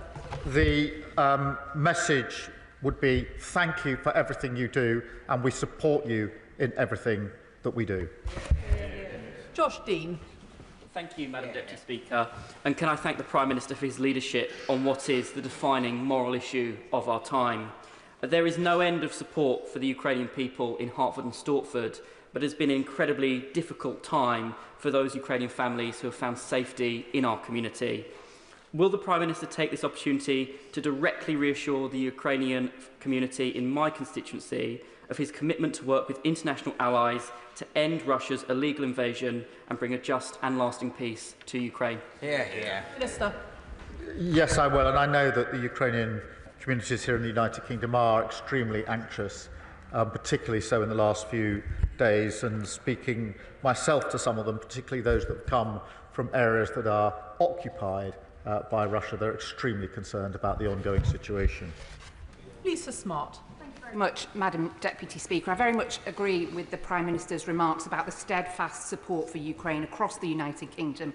And if my inbox over the weekend is anything to go by, my Hazel Grove constituents agree with me too. I also agreed with the comments from the Foreign Secretary last week about the need to move from freezing to seizing Russian assets, the principle, not just the interest. The Prime Minister remarked that this was a complicated issue and anybody sensible would absolutely agree with him. What efforts is he taking with ministerial colleagues and others to simplify this issue so that we can strengthen the hand of our brave Ukrainian allies? Prime Minister. Well, we are doing what we can. I think this, it's not just something within the UK. Frankly, it's something that came up yesterday in the discussions. If there is any possibility of going further, and I don't know whether there is, then it's going to have to be done with other countries at the same time. I don't want to get ahead of myself because it may simply be too complicated and too risky, but certainly there's an appetite now to look more closely at the possibilities of looking at these assets. John Slinger. Thank you, Madam Deputy Speaker. At the weekend, a Ukrainian constituent said to me, "As the bombs fell on my city last night, one thing remains unchanged. No one here wants a peace built on surrender or at the cost of dignity. So to those who stand with us, not just in words but in truth, thank you." Does the Prime Minister agree that strong diplomacy, such as his, that encourages friends to defend our values, Ukraine and the international rules-based system, is in the permanent interest of the UK, Europe, the United States and the wider world, and that it honours our Ukrainian friends who have sacrificed so much? Well, I thank him for his question. I agree with everything that he says, and those are the principles and the values that we most hope to have uppermost in our mind as we take our decisions. Mark Pritchard. Speaker, can I commend the Prime Minister for his ongoing support for Ukraine, and indeed the Defence Secretary and the Foreign Secretary, and indeed the leadership the Prime Minister has shown over the last few days. He also mentions about not having the false choice of choosing between our allies, the United States and Europe, and I completely agree with him on that. So does he agree with me that there is an opportunity, a historic opportunity, for his government, hopefully supported by this side of the House, and this country to be a diplomatic, political and defence bridge between the United States and Europe? Prime Minister. Yes, I do think there's that opportunity, and that is why we will not make that choice between one side or the other of the Atlantic, because that is against our history and country and my party and actually cross-party. And the best way to secure defence and security of Europe is to ensure that we are working both with our European allies and the US in our special relationship. Noah Law. Madam Deputy Speaker, and I declare an interest as a member of the International Development Committee, which of course brings me with a heavy heart to hear the news of the cuts to overseas development assistance to fund a rise in defence spending. And whilst it brings me with that heavy heart, I wholeheartedly agree with the Prime Minister's decision and ask, does he agree with me that international development and security are two sides of the same coin, and that we cannot have economic development in Europe and the wider world without a safe and secure Ukraine? Prime Minister. Well, I do agree, and that's why I remain committed to international development, why I want to get back to a position where we can increase international development, but also why I want to work across the House to see what else we can do in the immediate and near term to pull other levers in relation to development. Chris Law. Thank you, Madam Deputy Speaker. May I thank the Prime Minister for being consistent in his message to his allies that any future negotiated peace must include Europe and Ukraine, that it must be sustainable, and it must protect the territory and sovereignty of Ukraine. However, in order to achieve that lasting peace, it's going to require engagement with civic society engaged in peace building, atrocity prevention and long-term conflict prevention initiatives, all of which are currently funded by a foreign aid budget. So how does the Prime Minister hope to achieve those objectives when you've just followed the Trump playbook and announced a plan to cut overseas aid spending by 40%? Prime Minister. I don't accept that characterisation. I do think it's important. It's very important that we provide the funds we need for our defence spend. And what we've got from the SNP is what we had at the budget, which is, yes, they want the biggest provision of money and finance to the Scottish Government that has ever happened under devolution, but no, they don't want to say how they pay for it. Yes, they want an increase in defence funding, but no, they don't want to say how they can pay for it. That's unserious. Josh Simons. Thank you, Madam Deputy Speaker. In recent months, the party opposite, who apparently lack the stamina that the Prime Minister displayed over the weekend, have confidently and repeatedly pronounced to the Prime Minister what the United States President will and won't do, all of which has turned out to be bluff and bluster. So does the Prime Minister agree that it is the UK government that has the best intelligence to support the UK national interest, and that the UK national interest would be better served with a bit less bluff and bluster and a bit more optimism about what this great country can do to lead to make our world and our people more secure? Prime Minister. Well, I agree with that. And look, I'm proud of the fact that as a country, over many, many decades and throughout our history, we've always stepped up when it's been necessary to step up. It is now time again to do so. We will do so, and I'm really pleased that by and large we've got full support across the House at a time when we need to step up. Alberto Costa. Thank you, Madam Deputy Speaker. Over the last few days, the Prime Minister has really risen to the challenge, and it's right that most in this House have this afternoon commended him for being a statesman. In his statement, he said that the lasting peace must guarantee the sovereignty and security of Ukraine. Is this the Ukraine of pre-2014? Is it the Ukraine of pre-2022? Or is it the Ukraine currently under occupation from Russia? It's really important that our European allies and America, as well as Ukraine, send the right message to China, who will be looking at this very carefully. If they think that they can brutally invade Taiwan and secure a piece of territory there under some future security deal, that will not be good for anyone in the West. Will the Prime Minister bear that in mind? Prime Minister. Well, he makes a very good point in relation to those around the world that will be looking in and observing the way in which we deal with Russia and deal with the risks from Russia. But it only underlines that any discussion about Ukraine must be done with Ukraine at the table, not by others. Dave Robertson. Thank you, Madam Deputy Speaker. It's clear that Russian aggression is making our continent less safe. And I think what we've seen in the last week is this House, largely, but this government particularly, and absolutely this Prime Minister rising to that challenge. Can I ask my right honourable friend what steps he's going to take to ensure that our European allies also rise to that challenge and commit to spending 2.5% of their GDPs on defence? Prime Minister.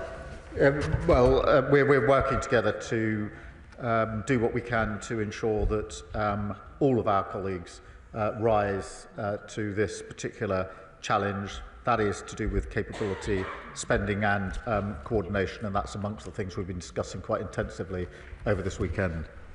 Luke Evans. The difference between decent and deceit may only be one letter, but it's the gap. The gap defines a man's character, and after what we saw on Friday, whatever the context of that meeting, when the Prime Minister next speaks to President Trump, will he remind him of this and make sure that decency is at the centre of any of those negotiations? Prime Minister.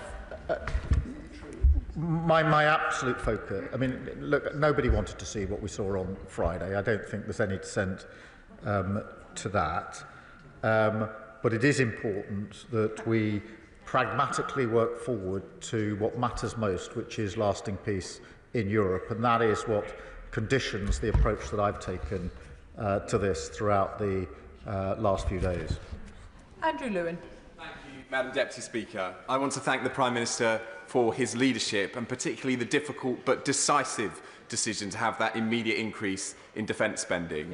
But he said earlier from the dispatch box that the tough choices were not done, and he's absolutely right. And with a view to the future, I wonder if he's able to say a little bit more about this idea of a rearmament bank, and whether, whilst I appreciate this is only at conceptual stage, it's something that we could do together with our European allies, but also our friends in the Commonwealth as well. Minister. Look, I do think we should look at all options, and I think this is one of the options that should be taken very seriously, and that is what we're doing. It is important. Ben Maguire. Thank you, Madam Deputy Speaker.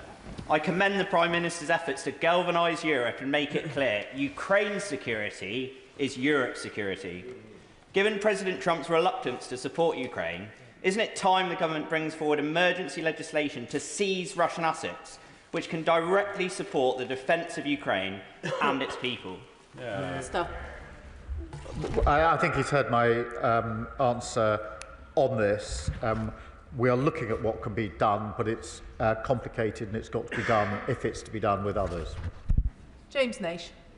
Thank you, Madam Deputy Speaker. I spoke to dozens of people on the doorstep over the weekend who welcomed the significant steps that the Prime Minister has taken to protect Europe's borders and genuinely value his leadership on this extremely important matter, so I thank him on my constituents' behalf.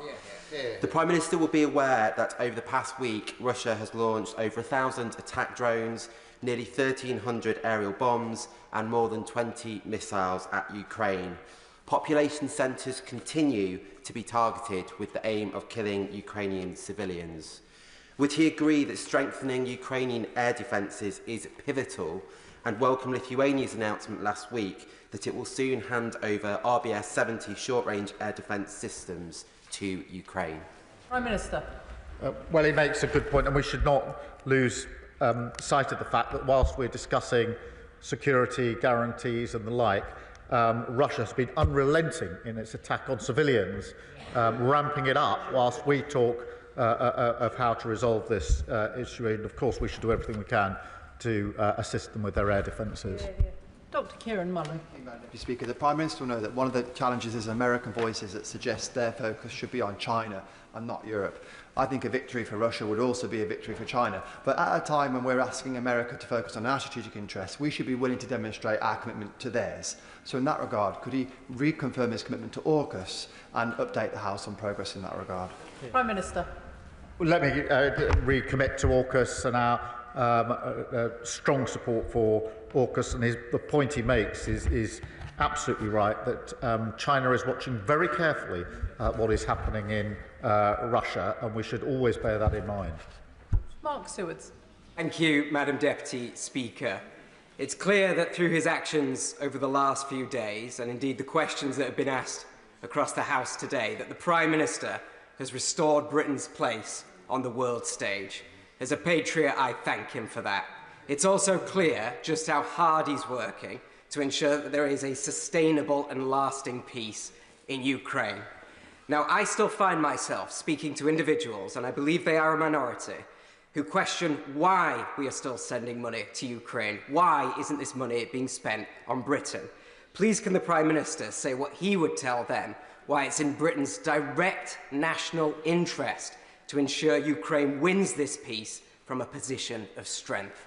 Prime Minister. Well, he makes a very good point. It is in our national interest because insecurity and conflict in Europe always washes up on our shore. It has already done that. The cost of living crisis is far worse because of the conflict in Ukraine. Oil prices, energy prices have gone through the roof in the last few years because of the conflict in Ukraine. Working people in Britain are already paying the price, and there will be an even bigger price if we do not have a sustained and lasting peace in Ukraine. This is about Ukraine's sovereignty, of course it is, but it is also about the safety and security of Europe and the safety and security of our country. That's why it's in our national interest for us to take the steps that we're taking. Neil Shastri-Hurst. Thank you very much, Madam Deputy Speaker, and may I join others in commending the Prime Minister for his diplomatic leadership over the last few days. Can the Prime Minister set out what steps he is taking to discourage third nations from providing hardware that the Russian military can then use to prosecute their illegal war?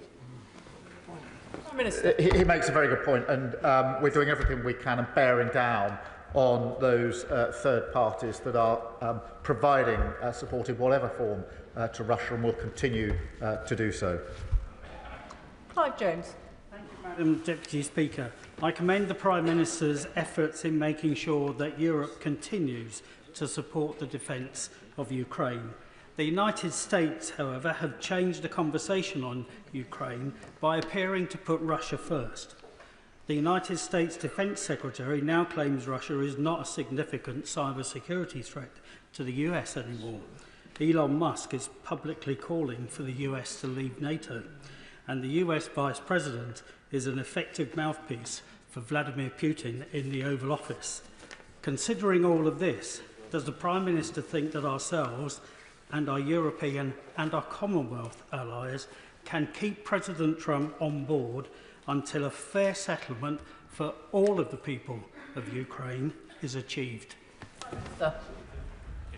I've had extensive discussions with President Trump, and I believe him to be completely sincere in his desire for lasting peace in Ukraine.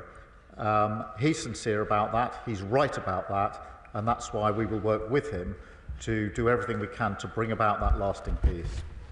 Bradley Thomas. Thank you, Madam Deputy Speaker. I too would like to commend the Prime Minister for his international leadership in promoting a long-lasting and durable peace in Ukraine. I'm pleased that the Prime Minister has reconfirmed the government's commitment to ensuring that sanctions on Russia are not lifted in the event of a ceasefire. But all of us know that there's a vehement determination on the part of Putin to protect his regime and Russian interests. In light of that, does the Prime Minister agree with me that it's critical that the government takes every action it can with international partners to ensure that Russia cannot circumvent international sanctions via its shadow fleet? Prime Minister. Well, he's absolutely right about that, because, and that's why we need to bear down on the shadow fleet. We are doing that through sanctions, and we're working with other countries to ensure that they do the same, because it's a vital part of the work that we need to do. Jeremy Corbyn. Thank you, Madam Deputy Speaker. I'd like to ask the Prime Minister this. We all want to see an end to this ghastly conflict in the Ukraine. We all want to see an end to the loss of so much innocent civilian life, as well as, of course, the deaths of soldiers of all sides. Can I take him back to the answer he gave to the member for Leeds East earlier?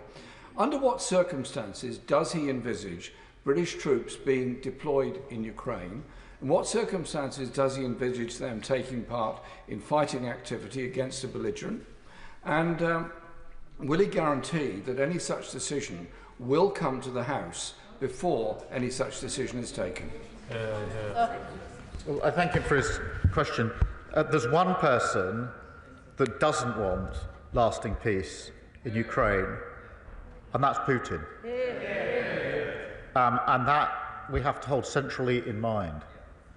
And that is why we need security guarantees in place, because Putin's ambitions show that if there is a deal, he won't keep it unless the security guarantees in place. So the guarantees are the guarantees, not of conflict, but of peace, which is, I think, what everybody in this House wants, including the Right Honourable member. Of course, it's right that this House should have details and discussion of any security guarantees and the right to express its view, and I'll ensure that that happens. Nick Timothy. Thank you, Madam Deputy Speaker. Earlier, the Prime Minister said Russia is a menace in our waters and in our skies, and this is obviously correct. Can he tell us which individual minister has overall responsibility for the security of our offshore infrastructure, such as wind farms in the North Sea? And given the vital importance of military tech and hardware, will he join me in condemning the idiotic divestment campaigns that seek to undermine our domestic defence manufacturing industries? Prime Minister. The security of our infrastructure, wherever it is, but including underwater, is the responsibility of the whole government.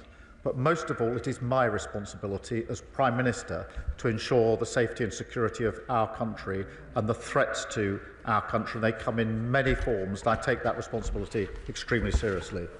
Chris Coughlin. Thank you, Madam Deputy Speaker. US security guarantees for any peace agreement in Ukraine are, of course, highly desirable. But given that the US Defence Secretary appeared to explicitly rule them out, we must, of course, consider other scenarios, and they should not be a showstopper. With that in mind, European NATO GDP alone is 10 times the size of Russia, yet Russia spends $40 billion more annually on the war in Ukraine than Ukraine and her Western allies. So does the Prime Minister agree with me that if we were to close and exceed that gap today, perhaps by seizing the $300 billion in frozen Russian assets to do it, Ukraine would have a credible path to victory and a just peace? Prime Minister. On the question of security guarantees, it is important that the US and the UK teams are working together on this, and I take comfort from that and concentrate on that. I don't think that's highly desirable. I think it's essential, and that we should be putting everything into ensuring that that's the way that we move forward. On the question of the assets, he's heard my answer. I understand why he asks it, but it is a complicated question.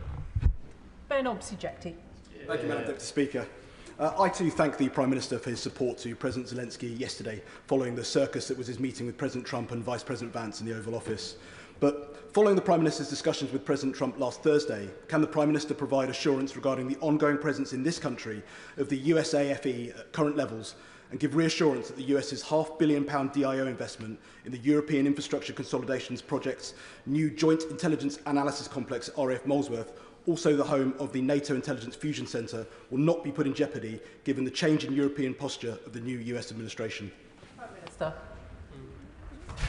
I'm absolutely clear that President Trump and I want to strengthen the relationship between our countries. We've spoken openly about it. We are very close on defence and security. We both know that, and we both want to strengthen that alliance, and that is a good thing for both the United States and the United Kingdom. Robin Swan. Thank you very much, Madam Deputy Speaker, and can I thank the Prime Minister for his leadership over the weekend. In a statement, he talks about UK jobs, UK skills, UK finance pulling together for our national interest. So can also welcome the announcement of the £1.6 billion investment in Thales and Belfast in regards to the procurement of those 5,000 air defence missiles, which will defend Ukraine, but will also defend our democracy. But while that investment in our private sector is welcome, can I just ask the Prime Minister also to remember to invest in our armed forces personnel, who we currently will require and who currently we need and want to support, as we ask them to step forward into a very challenging time as well. And while there may be those making comment around the quantity, can the Prime Minister also remind others listening and watching that it's the quality of our armed forces that count? Prime Minister. Well, he's absolutely right about the quality of our armed forces, and we're all very proud of what they do in the vital defence of our country. And I'm very pleased that we've been able to progress with the deal in Belfast, so those jobs, well-paid jobs, will be there in Belfast, and of course the jobs in the supply chains that will then feed in to that contract. James McCleary. Madam Deputy Speaker, and can I add my own congratulations to the Prime Minister on this weekend's successful summit. It was refreshing to see a British Prime Minister not only standing alongside our allies but working constructively with them and putting us at the heart of Europe where we belong. So can the Prime Minister tell me how he intends to maintain the positive momentum from this weekend and ensure that Britain's voice is heard loud and clear, particularly in the European Union, as they continue their own internal discussions on how to support Ukraine and counter the threat from Russia? Minister. I thank you. We will continue our discussions with our European allies. They have meetings this week. There are further follow-on meetings planned coming out of yesterday. But obviously, as he will understand, between those meetings, we're in constant touch with each other about how we take forward the plans that we're working on. John Cooper. Thank you, Madam Deputy Speaker. Scottish soldiers could be on the ground in Ukraine within a year. That was the headline in the Herald newspaper this morning, based on quotes from First Minister John Swinney in answer to questions from the BBC. Notwithstanding that the British armed forces have many fine and gallant young Scots serving with them, can the Prime Minister confirm that the decision, the burden indeed, on deploying British troops anywhere sits with him and with this House, and not with a divisive First Minister at the head of a devolved administration? Prime Minister. Yes, and a good thing too, because I think the First Minister confirmed his view that we should weaken our defences by getting rid of the nuclear deterrent. What a good thing it is that the security and safety and defence of the whole of the United Kingdom rests with this government here. Callum Miller. Thank you, Madam Deputy Speaker. May I thank the Prime Minister for his statement and for his leadership. He will have heard the support of the Liberal Democrats and many across the House for his leadership in Europe and for correctly identifying Russia as the threat in this scenario. So I wonder if he shares my concern, having referred earlier to the Russian cyber threat to the NHS, amongst other things, that overnight US Defence Secretary Hesketh has announced the stepping back of US counter-cyber measures against Russia. Does the Prime Minister believe that this is a good choice by the Americans? I'm not going to provide a running commentary on American decisions, but on the point he makes, there have already been attacks, cyber attacks on our NHS, and we have to be vigilant to those attacks. The Russian threat is multifaceted, and everything pretty much is being weaponised, and that's why it's important that we make the link with what's happening in Ukraine back always to what's happening in our country. Tessa Munt. Thank you, Madam Deputy Speaker. Can I thank the Prime Minister for everything he's done over the last few days? It's admirable. Can the Prime Minister endeavour to ensure that we prioritise military spending on outcomes rather than strictly the amount of money that's spent? As the rush to avoid criticism of underspending very often means that cost effectiveness can be lost. And the budget from the defence and international aid should be viewed as a rolling average over several years rather than annually, so as to avoid the accounting gymnastics that might happen every March. Well, I thank her, and it is really important that as we spend more on defence, we make sure that we get value for the money that we're investing and the best capability, because she's right, it's the outcome in a sense that matters here, which is why the strategic review is going through the challenges that we face and the capabilities to make sure that they match up. But she's absolutely right about the need to make sure that there is value for money and we're getting the best we can in terms of the capability that we need. Andrew George.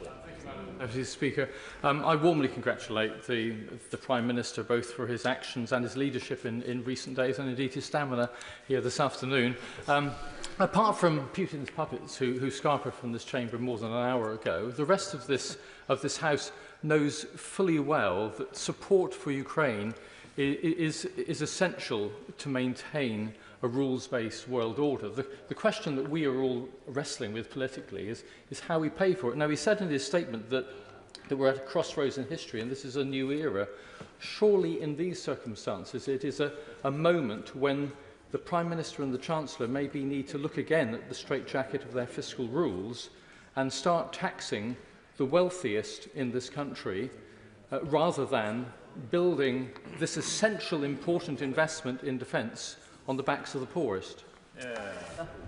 Well, I thank him for his question. I do think it's really important that we are able to fully fund the increase in defence spending. We're able to explain where the money is coming from straight away. We need certainty and security in our economy, and we shouldn't lose sight of the fact that if we lose security in our economy, all of our budgets will be affected by that, and we will all be a lot poorer for it, which is why we've taken the approach that we have. Fiscal rules are important. We will stick to them. But we will look with others at innovative ways of ensuring that we can raise the necessary money as we go forward. Final question, Jim Shannon. Thank you, Madam Deputy Speaker. I've definitely got the strongest legs in this chamber. I've been bobbing up and down here for about 3 hours. Anyway, can I thank the Prime Minister very much for his statement and his leadership. As you will know, Madam Deputy Speaker, and everyone will know in this House, I'm very proud to be British. And this weekend, the United Kingdom of Great Britain and Northern Ireland are very proud of our Prime Minister for his stance, and I welcome that. And I wish to convey that to him from my constituents and from everywhere and everyone I've spoken to. Whilst as a party we welcome the contract for £1.6 billion to supply thousands of advanced air defence missiles to Ukraine, announced by the Prime Minister yesterday, and on the front pages of the papers in Northern Ireland today, the deal will also secure 200 new jobs for Talis as well. The Honourable Member for East Belfast wishes to thank the Prime Minister as well. The majority of the people who work in Tallaght live in my constituency of Strangford. According to the member for East Belfast, I'm very pleased with that. So this means extra work for my constituents and a few extra jobs. I welcome equally the very clear indication that we are standing firm in support of Ukraine as it battles against Russia. So will the Prime Minister please confirm that this support will seek to broker peace, but ensure that this is not until the right thing is done by the people of Ukraine, and this remains our foundational principle. Thank you. Prime Minister. Well, I thank him, and on the principles he's right, and I'm so pleased about the jobs in Northern Ireland. As for the bobbing, it was when I came here 10 years ago to see the sort of joint gym session that we go through in these debates, particularly long ones, is something to behold. But I suppose it does keep us all a bit fitter and a bit healthier, which has to be a good thing. Thank you. Can I thank the Prime Minister for his statement this afternoon? There'll just be a few moments so the front benches can swap over.